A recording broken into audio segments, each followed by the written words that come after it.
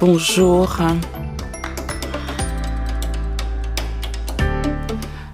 Occuper un espace qui est pour nous un espace vacant au sein de la politique camerounaise. Je voudrais préciser d'abord que je ne suis pas à la tête du mouvement. Nous sommes 4 cofondateurs du mouvement des bâtisseurs de la nation et ça, déjà en soi, c'est une différence dans le paysage politique. Nous tenons à ce que cette organisation de la société civile soit gérée par un organe collégial, avec chacun ses responsabilités. Mais oui, ce n'est pas un parti politique. C'est une organisation de la société civile. C'est une organisation de réflexion et d'action politique. L'objectif premier est de remettre la politique au cœur de la vie des Camerounais, des citoyens lambda, en faisant en sorte que le pouvoir soit exercé du bas vers le haut plutôt que l'inverse. Alors, on a commencé le travail d'implantation effectivement en 2023. Ceci dit, le lancement officiel des activités du mouvement a eu lieu il y a quelques jours. Une conférence de presse que j'ai eu l'honneur d'organiser pour le compte des autres membres de l'équipe dirigeante qui sont disséminés dans la diaspora. Du coup, nous commençons le travail de recrutement des militants, des membres, parce qu'il s'agit de volontariat. Nous avons déjà des représentants dans 5 régions sur les 10 que compte le Cameroun et nous continuons d'appeler nos compatriotes à se joindre au mouvement.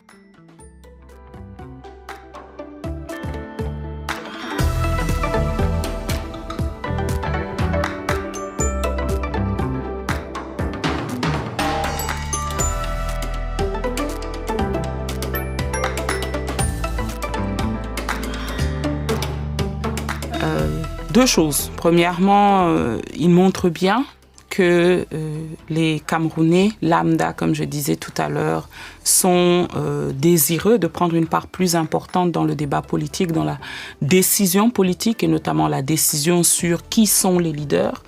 Il faut dire que nos compatriotes ont brillé par leur absence. Les taux de participation réels aux différents scrutins peinent à atteindre les 30% habituellement. Donc ce regain d'intérêt pour les inscriptions sur les listes électorales est à saluer. Parce que, et c'est la raison pour laquelle nous sommes allés vers un mouvement de la société civile plutôt qu'un parti politique, il faut que les Camerounais se saisissent de leur pouvoir et expriment leur opinion. La deuxième chose, c'est qu'il faut dire que leur inscription intervient dans un contexte difficile. On ne le dit pas assez, mais beaucoup d'efforts sont fournis pour empêcher les inscriptions sur les listes électorales. On a eu même un ministre de l'administration territoriale qui est venu menacer parce que les organisations de la société civile et les partis politiques invitaient à s'inscrire sur les listes électorales. Donc, rien que de s'inscrire aujourd'hui sur les listes électorales, c'est presque un geste de revendication, alors que ça devrait être l'expression basique du bon fonctionnement de la démocratie.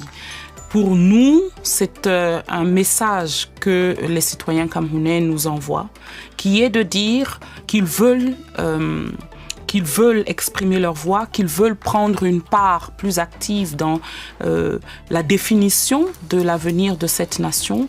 Et en tant qu'organisation, les bâtisseurs de la nation répondent à cet appel en proposant une façon structurée d'agir dans la vie de la société.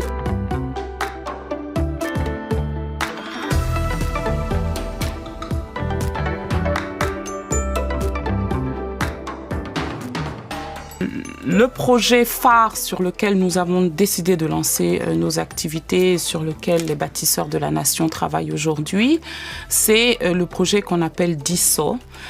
C'est un mot douala qui signifie la vigie, l'œil, la sentinelle.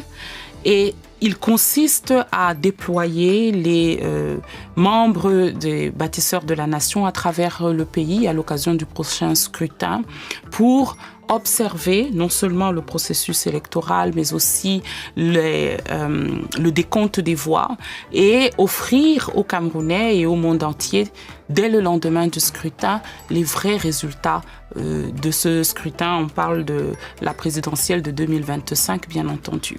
Le président Paul Biya, au pouvoir depuis plus de 41 ans, ne s'est pas encore prononcé sur une future candidature pour la présidentielle de 2025. Est-ce que ce serait pour vous la candidature de trop s'il décide de se présenter? Ce serait pour moi l'une des candidatures de trop. Il y a longtemps qu'en tant que personne, et je pense que je traduis là l'opinion de milliers de Camerounais, je me suis exprimée publiquement sur la nécessité pour le président actuel de la République de renoncer à des fonctions qu'il ne peut manifestement pas exercer. C'est de plus en plus visible au fur et à mesure que les années passent. Ça m'a d'ailleurs valu de devoir à un moment quitter le Cameroun et m'exiler parce que lorsque je me suis exprimée en sortant de prison en fin 2019, en demandant, en appelant le président de la République à démissionner, quelques jours après, le ministre de l'administration territoriale, M. Atangandji, m'a fait convoquer pour reprendre avec des méthodes connues d'intimidation. Je crois qu'il ne faut pas désespérer de nos concitoyens. Il ne faut pas désespérer de la situation de notre pays et je continue d'espérer que le président de la République prendra ses responsabilités à un moment ou à un autre et mettra fin à ce qu'on ne peut pas appeler autrement que l'agonie des Camerounais. Nous n'avons probablement pas le temps ici de de passer en revue les chiffres, mais quel que soit le domaine de la vie de notre nation auquel vous vous intéressez, vous réalisez que la situation sécuritaire, économique, de santé, éducative est catastrophique.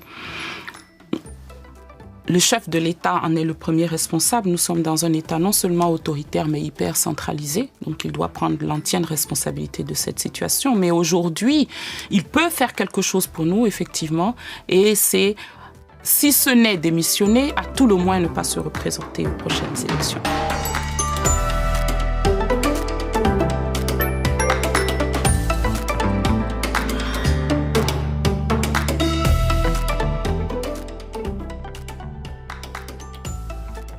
Effectivement, c'est l'une des raisons pour lesquelles, après réflexion, nous avons opté pour une organisation de la société civile plutôt que pour un parti politique. Le Cameroun n'a pas besoin d'un parti politique supplémentaire. Et l'observation du fonctionnement de tous les partis politiques, donc le parti au pouvoir n'a pas ce privilège, c'est que les leaders ont tendance à considérer qu'ils sont inamovibles et que la démocratie dont on parle tant à l'extérieur, qu'on appelle de ses voeux quand ce sont d'autres acteurs qui doivent la mettre en œuvre, on ne sait pas la faire vivre à l'intérieur de sa formation politique. Il faut donc que le peuple exerce son pouvoir. C'est ce qui a changé la donne dans des pays similaires qui connaissaient une situation similaire. Je pense au Burkina Faso, je pense au Sénégal, je pense même au Congo, avec le mouvement Ça suffit. Il y a ce moment où il faut que la société civile s'organise, se structure, mais surtout prenne sa place dans le débat politique. C'est indispensable. Je ne crois pas qu'il y ait quelque chose qui l'empêche. Je crois que il y a un temps pour la proposition et la mise en œuvre de ce programme. Je vois par exemple le succès que les bâtisseurs de la nation ont eu depuis que nous avons annoncé en juillet 2023 l'intention de créer cette organisation. Nous avons reçu des centaines, voire des milliers de candidatures. Il s'agit maintenant de structurer. Un défi que je pourrais citer, c'est comment dirais-je, le peu d'espace d'expression qui est laissé. Si vous voulez vous déployer concrètement, c'est extrêmement difficile. On interdit les réunions, on bloque les communications, etc. Donc, effectivement, ça, c'est un défi. Mais aujourd'hui, nous, les bâtisseurs de la nation, nous entendons nous appesantir sur les possibilités, les opportunités et cesser de nous apitoyer sur un sort aussi difficile soit-il.